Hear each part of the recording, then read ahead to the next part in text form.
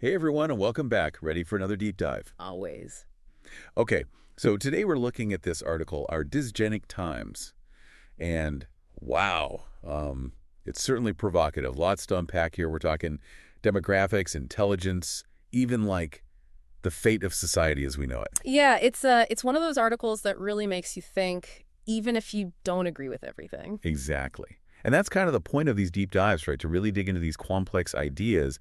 And luckily, I've got expert speaker here to help us make sense of it all. Happy to be here. Always up for a good, thought-provoking discussion. Okay, so the article starts off pretty strong, claiming that low birth rates among ethnic Europeans, combined with increased immigration, could lead to, well, their disappearance, basically. Yeah. European culture and institutions just gone. What'd you make of that, expert speaker? Well, it's a pretty bold claim. I mean, we've heard similar arguments before, right?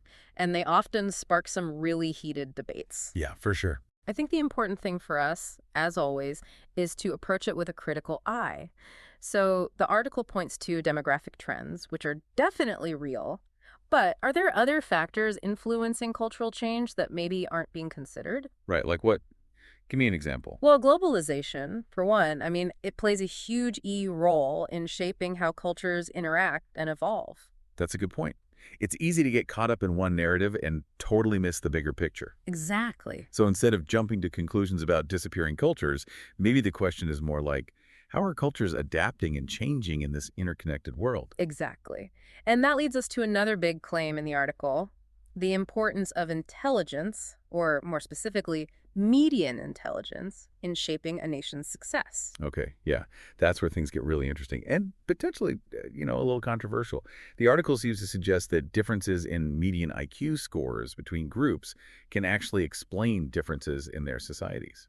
Right, and that's a dangerous oversimplification. You see, using something like median IQ as a metric for societal success, it's like judging a book by its cover.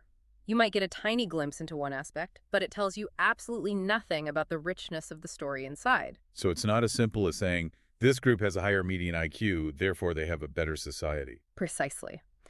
There are so many other factors at play here: cultural values, their economic systems, historical circumstances, access to education, even just individual ingenuity and drive. These all play a massive role in shaping a society's trajectory. To reduce all that complexity to a single number like IQ, well, it's just a disservice to the incredible tapestry of human experience. That makes a lot of sense. And it's a good reminder to be wary of anyone trying to peddle simplistic answers to complex societal issues. Absolutely. Now, the article then takes a bit of a turn and introduces this concept of R and K selection theory, which is actually borrowed from the field of biology. All right, I remember this. It's all about different reproductive strategies, yeah. Like our species go for quantity over quality, while K species are all about raising a smaller number of offspring, but they invest a lot more in each one. Exactly. It's like, imagine hamster versus a whale, right? Hamsters have tons of babies, but most don't survive. Whales, on the other hand, pour all their energy into raising one or two calves at a time. Pretty stark contrast. It is.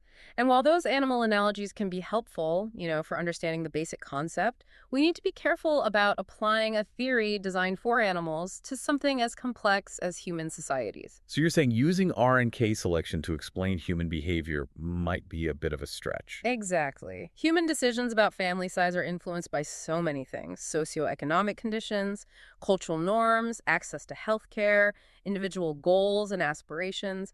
It's not just about instinctual drives like in the animal kingdom. Okay, yeah, I can see that. But I can kind of see where the article might be going with this.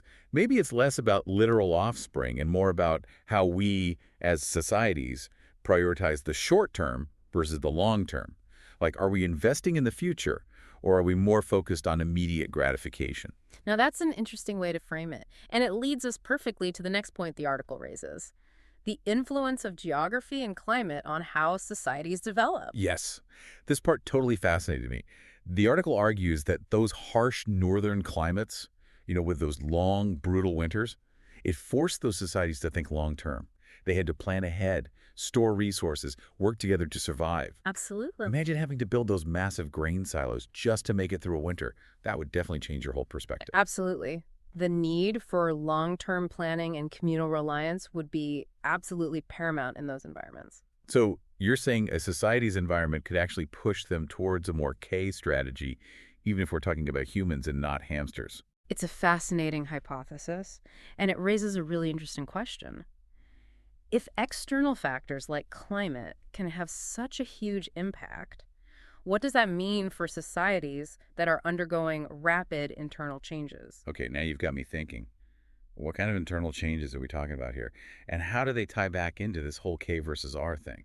Well, the article makes a pretty bold claim. It says that even within the West itself, there's been a noticeable shift from a K strategy towards a more R mindset. Hold on. Are you saying that Western societies, which, were once known for their long-term planning and investment in the future, are now becoming more focused on immediate gratification? What's the evidence for that? The article points to trends like consumerism, these really short political cycles we seem to be stuck in, and what it calls a susceptibility to manipulation through media and technology. Those are some pretty big claims. We Yeah. definitely need to unpack those a bit further, but maybe we'll save that for after a quick break. So you know where we left off talking about these kind of like internal shifts within society? Right, like within Western society specifically. Yeah, and the article actually takes this interesting little detour. Okay. It highlights all these, major events of the 20th century. Oh, even like World Wars One and Two, the Spanish flu, even the rise of communism. Yeah, that's a lot. It is. And that's actually a part that really stood out to me, too. Okay. It's like the article suggests that all these events together acted kind of like a giant filter on society. A filter? How so? Well, it's saying they disproportionately impacted certain types of people, Oh, interesting. Okay. particularly people drawn to tradition and long-term thinking. The K strategists? Yeah, exactly. It is an interesting thought. Right? Like, imagine these massive historical events with all their chaos and destruction Right. as this force actually reshaping the very values of society. It's kind of a scary thought when you put it that way. It does make you wonder, though, if certain groups were more impacted than others during these times. Yeah. How might that have shaped the trends and values that we see today?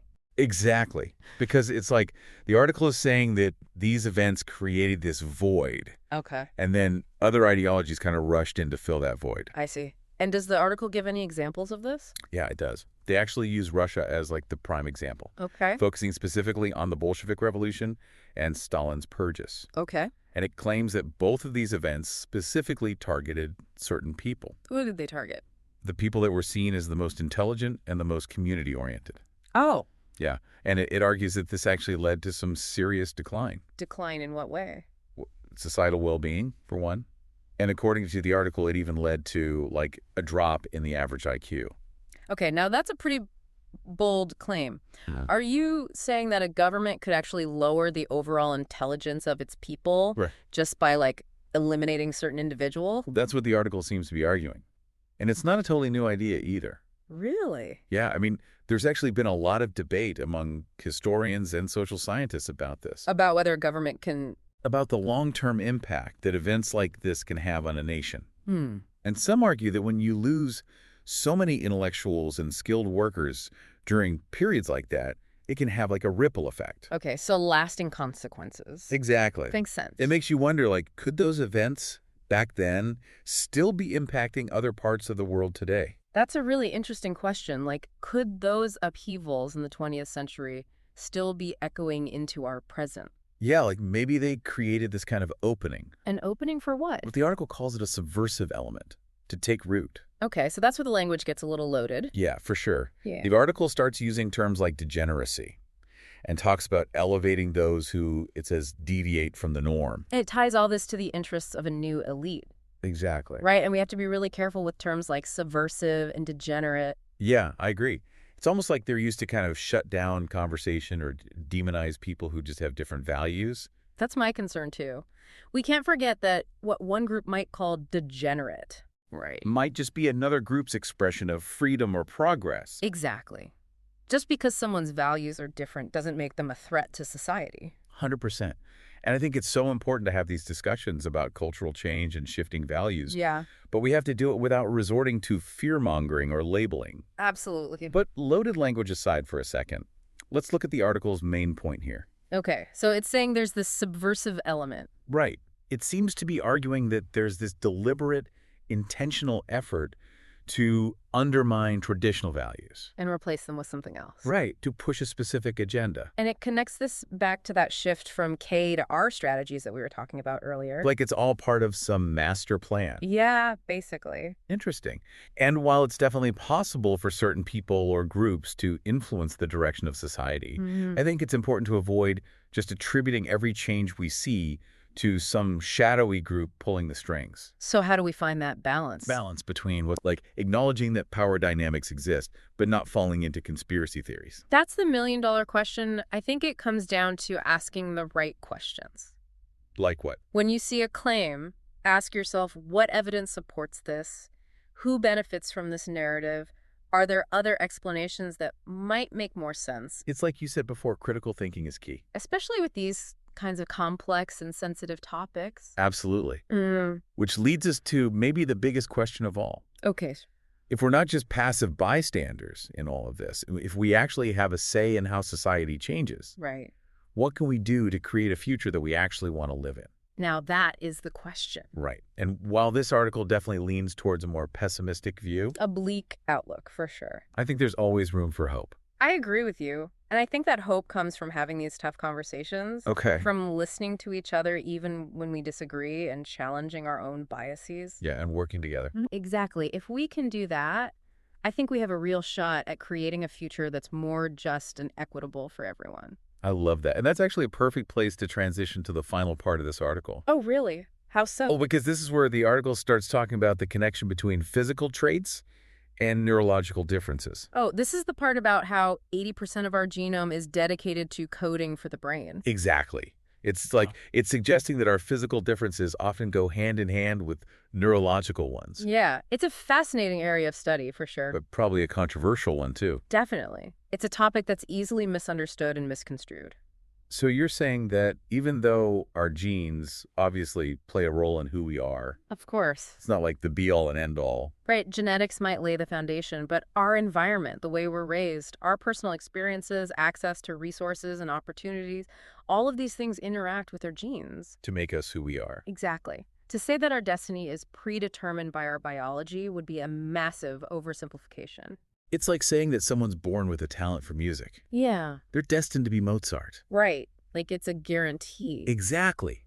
It completely ignores all the hard work and dedication and the right environment that it takes to reach your full potential. And it ignores the fact that diversity in all its forms, including neurological diversity, is a strength. Not a weakness. Exactly. When we embrace different ways of thinking, when we create a society where everyone has an equal opportunity to thrive, that's when we truly unlock our potential. Okay, now that's a message I can get behind. Me too. But I gotta say, this article seems to be painting a very different picture. It does, doesn't it?